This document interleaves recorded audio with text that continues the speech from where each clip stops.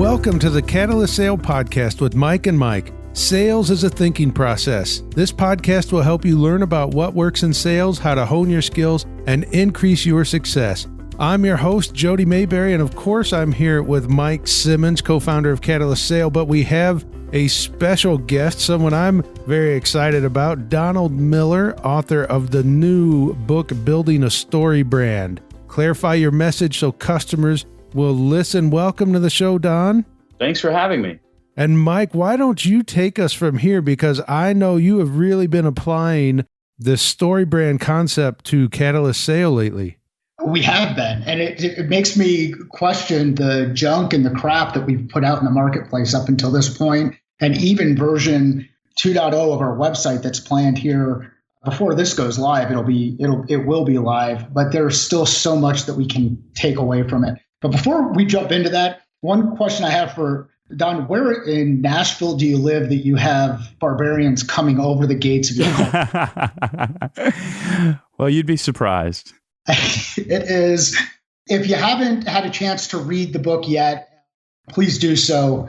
There's just some awesome content that aligns really well with what sales professionals should be doing in their day-to-day workday. And the first question that I've got for you, Don, is you talk a bit about how the mind works and how people start to daydream within 30 seconds, which means, Jody, you're probably daydreaming already, and Don, you might be daydreaming as you wait for the question. But what is it that prevents that? What captures people's attention so that they don't fall into that daydreaming trap? Yeah, great question. There's really two things that the human brain is always trying to do. The first thing, the dominant task of the human brain, is to keep you alive. That's its dominant task. Its whole function is just to keep you on the planet, keep you breathing, keep you thriving. So we just go back to Maslow's hierarchy of needs, right? We want food and shelter, the basics. Most of us listening to this, thankfully, live in a first world economy. We've got that covered. So we move on to other things. We move on to building tribes, having relationships, and building tribes means there's a group of people that we connect with, and we want to be deeply connected in community. So that's something that the brain always thinks about, and it goes on and on.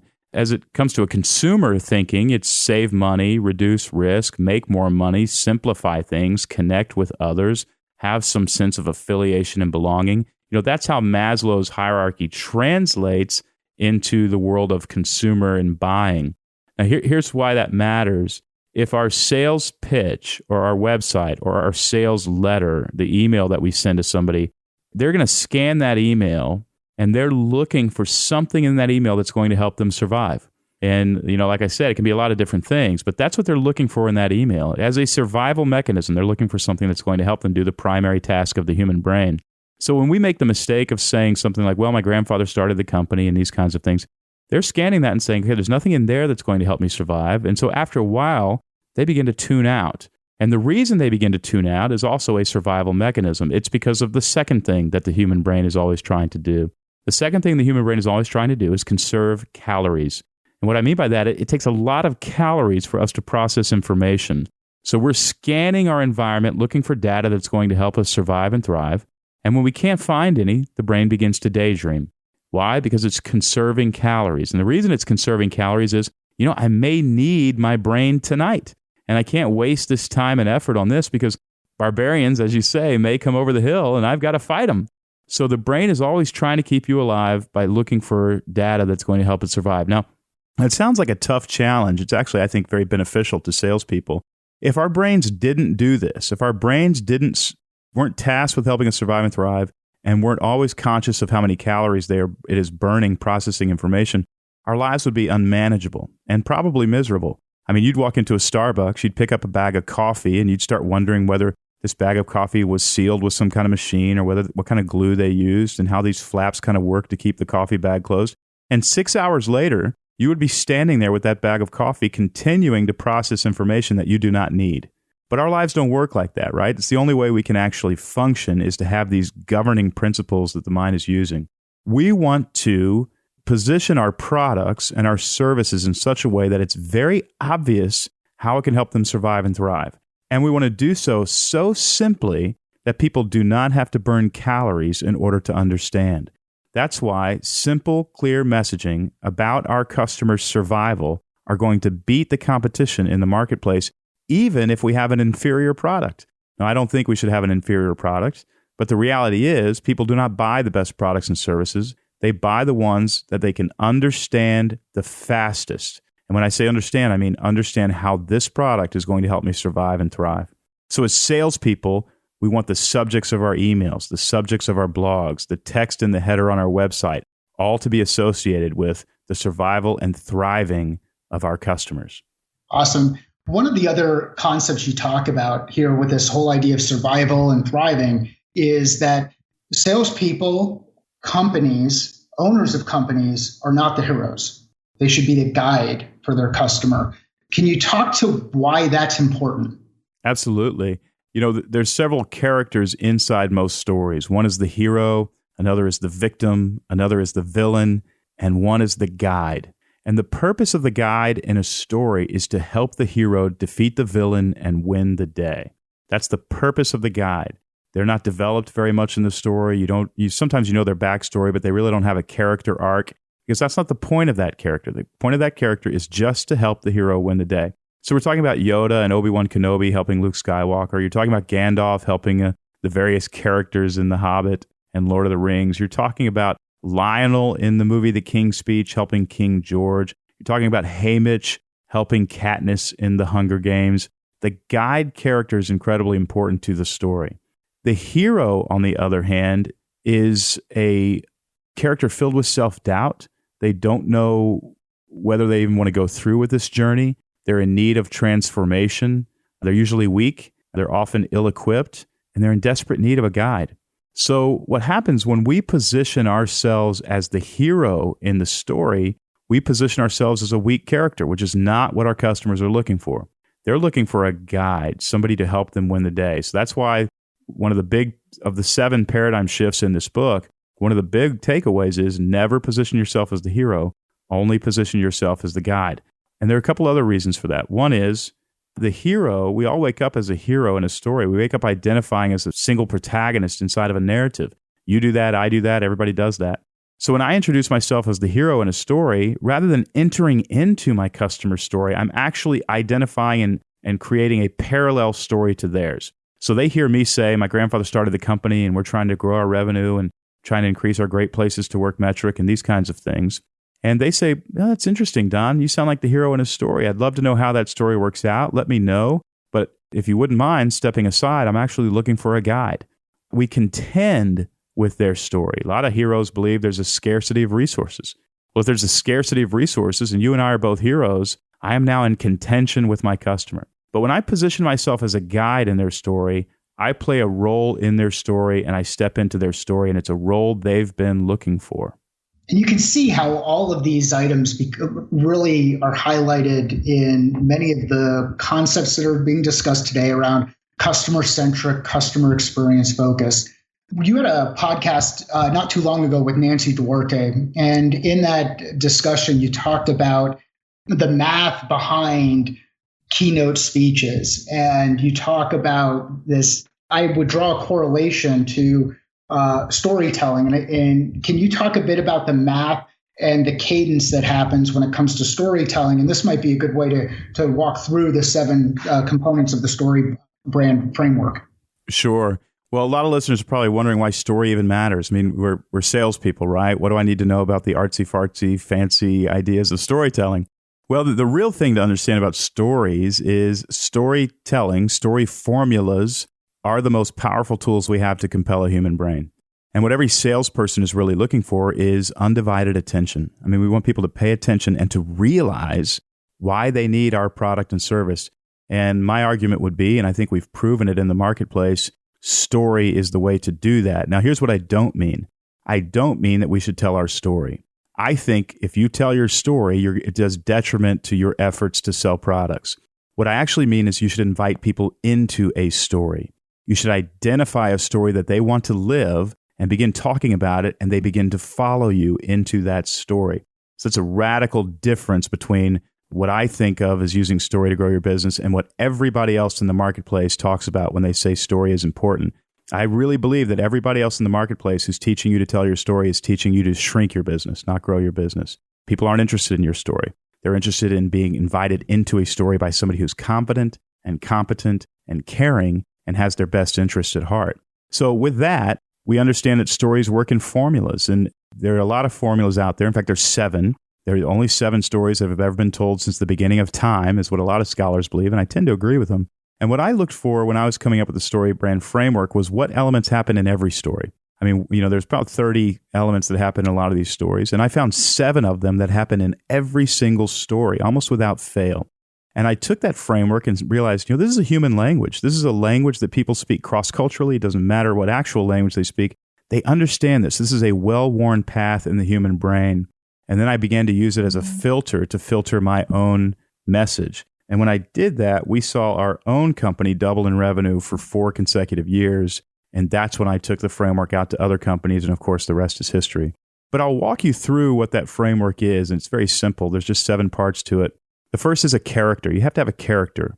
And the character has to want something very quickly. I mean, within 3 minutes, something defined has to be presented to the audience that the character wants this. Jason Bourne wants to know who he really is. The guy wants to marry the girl. The woman wants a promotion at her company. The character wants to finish a marathon. That posits a story question. And of course, we would know that as screenwriters. It's important to do that. But we should also know as salespeople, as brands, we want to identify something that a character wants, because as soon as we say to our customer, you really probably, if I'm listening correctly, you really want a more efficient piece of machinery here that would save you money. Well, as soon as you say that to your customer, you open a story loop in their brain, and they begin to wonder if you can provide what it is that you just presented and close that story loop. So now you've got them in the story. But a story won't work unless you really hook them further and deepen the meaning in the story. And the way you do that is the second part of the framework, and that is you present a problem. The hero has to have a challenge. They can't get what they want right away. They have to have a challenge, and that challenge lasts the entire movie. As soon as you stop the problem, as soon as the problem is resolved in the movie is over. And what this means for us as salespeople is whenever you stop talking about the problem that your customer faces, they will lose interest in you. It's just how story works. We should always be talking about their problem and the fact that we can resolve this problem. But this means you and I have to sit down and say, okay, I'm trying to sell this thing to this customer. What's their problem? What's their challenge? And every time we meet with them, we say, hey, I know you're dealing with this, and I know it makes you feel this way. And we just think it's really wrong for you to have to deal with that. We've got these products that will help you. Let's give it a try. That invites them to resolve the problem as soon as you highlight the problem. And I get into, in the book, 3 levels of problems that are sort of a magical formula that really bring a deep sense of meaning to a story. And they also work terrifically in branding. And then we already recovered the third part of the framework, and that's the guide. You want to position yourself as the guide in the hero's story, and you're just there to help them win the day. You're not there to tell them about your grandfather or any of that kind of stuff. I mean, as you get into relationships and friendships with your clients, of course, it's very appropriate for you to tell your story. But as it relates to the business and doing business, we really just always want to position ourselves as the guide in the story. And there are a couple ways you can do that, a couple things you would do. And I share that in the book too. I'll go through them real quick. One is empathy. You got to care about your customer. And the second is authority. And what I mean by authority is competence. You have to demonstrate that you are competent to get your customer out of this problem. And the fourth thing you want to do is present a plan. When the guide gives the hero a plan, with Luke Skywalker, it's fly up to the Death Star, go through the trench, shoot the photon blaster through the little hole in the Death Star, and blow it up and save the day. There's steps that he has to go through in order to win the day. And what this does with our customers, when we say, instead of just place an order, we just say, let's meet and assess your goals. And I'm going to give you a custom strategy on how we can get through this. And third, we're going to resolve this problem, and I'm going to walk hand in hand with you all the way through it. When we break things down into simple steps like that, our customers sense that working with us is easy. And amazingly, even if something is very complicated and hard, people want things to be easy. It's human nature to take the path of least resistance. And so when we identify a 3 or a 4-step plan, we identify a path of least resistance. And we talk about a couple different kinds of plans in the book. And then you want to call your customer to action. The 5th element of the framework is a direct call to action. We need to ask our customers for the sell. And you wouldn't believe how many websites we review, how many sales scripts we review, where the call to action is very passive. The salesperson or the web designer or the marketer think they're being very direct about what they want their customers to do, but they're saying things like learn more or get started. Those aren't very strong calls to action, and customers can't read our minds. We, of course, are not wanting to be impolite. We're trying to be a very kind salesperson. And so, we speak a little bit passively. But what our customers hear when we don't directly say, I think it's time to place an order, let's do this, let's get this done and resolve this problem. What they hear us say is, I don't believe in my product. I'm really looking for some charity here because I've got a mortgage to pay. Would you mind giving me some money in exchange for this product so that I can pay my mortgage? And that's just not a very good sales script. So we have to be very strong in our calls to action. And then finally, the sixth and seventh part of the framework are the stakes in the game. We have to explain how this can go. If you don't buy my product, it won't go well. Your life will look like this. You'll continue to struggle with this, whatever it is that they're struggling with. And then we have to tell them what life can look like if they do buy our products. And we have to give them a vision of what life looks like when their problem is resolved. Those 7 parts of the framework make up the parts of a story. And when we talk about those 7 parts of the framework, the 7 messages, which in my opinion should be the only 7 things that we ever talk about with our clients, we shouldn't talk about anything else. Those 7 things are the whole of our sales pitch, our narrative that we are inviting customers to live into. When we do that, we are talking about the things that they care about, that they understand. We've put ourselves in a path that they're used to walking, and our company suddenly begins to make a lot of sense to them, and we see orders increase dramatically. The thing the framework has really done for me and really highlighted is that disconnect that commonly occurs where a sales rep tries to be the hero or the product itself tries to be the hero that is going to solve all of these problems and doesn't take that customer-oriented decision, the buyer, the influencer, the decision maker, whomever it is that you're working with, or even group of people that you're working with inside the organization, and create a way where you can prop them up or help them be the hero inside their organization. So thank you for making that as clear as you have inside the framework. Don, thanks. As we kind of close things up today, is there a way that reps and professionals can use this framework to get a better understanding of their customer base? Yeah, absolutely. If you read the book, it'll take you to a piece of software online. The software is completely free for anybody who wants to use it. Chapter 3 leads you to that software. And it's really just one page, a digital page where you can type in these 7 categories of messaging. And even though I use it often to create a message, I've also used it to understand an actual person. And so what I will do is I'll type their name at the top and I'll say, okay, what does this person want in life? And what is challenging them from getting what they want? And how can I make empathetic statements toward them to bond with them as their guide? And how can I demonstrate my competency to help them get out of it? And what's a plan I can identify for them? And how can I call them to action? And what will their life look like if they don't get what they want? And what will their life look like if they do? What I'm amazed is, as I look at that person, their story on one sheet of paper, I have such a deep and rich understanding and a bonding and an emotional tie with that person that I didn't have before I just spent 10 minutes trying to understand them. And can you imagine doing that with each of your clients? I mean, let's take your top 5 clients where you're making most of your revenue off these clients and sitting down and saying, okay, I'm going to spend 10 minutes based on all the conversation and lunches that we've had and phone conversations that we have. I'm going to actually try to understand them. What that's going to do is it's going to open up their story in your brain and give you a bonding experience with them. And the next time you're with them, you're going to say, hey, how's it going with this thing that you've been trying to do? And hey, you know what? I've got this little plan. Maybe you should try this. And that's yet another way to enter into their story as the guide at a deep, meaningful level. I mean, you guys both know what salespeople really are consultants. We're consultants. We're here to solve problems. Whether my product helps you solve your problem or not, that's not the point. My point is I'm here to solve your problem. And maybe I've got some products and services that can do that, but I'm your guide. And a lot of us, we get into relationships with our clients where we're not just guides in their business, we're guides in their careers. And we help them achieve much, much more. So the software can be used to create a message, but I'm finding it also extremely useful in understanding who our clients are and what their stories are and creating a bonding experience with them. And many of the reps that are out there will hear marketing talk about buyer's journey, customer journey. A lot of those concepts apply directly here, where you go through that idea of the mindset of who the person is, why are they doing what they're doing, what challenges do they run into, what's that thing that keeps them up at night. It's an awesome framework. making the software available to everyone is great. I've gone through and actually put a component of what we're doing with Catalyst Sale against it to help us do a better job communicating the message that we have out into the marketplace and having our customers engage in that story. So Don, thank you very much for the time today. Where can people find out more about you, and where would you like to direct them to? Well, if you go to StoryBrand.com, you can read all about what we do and the services we offer.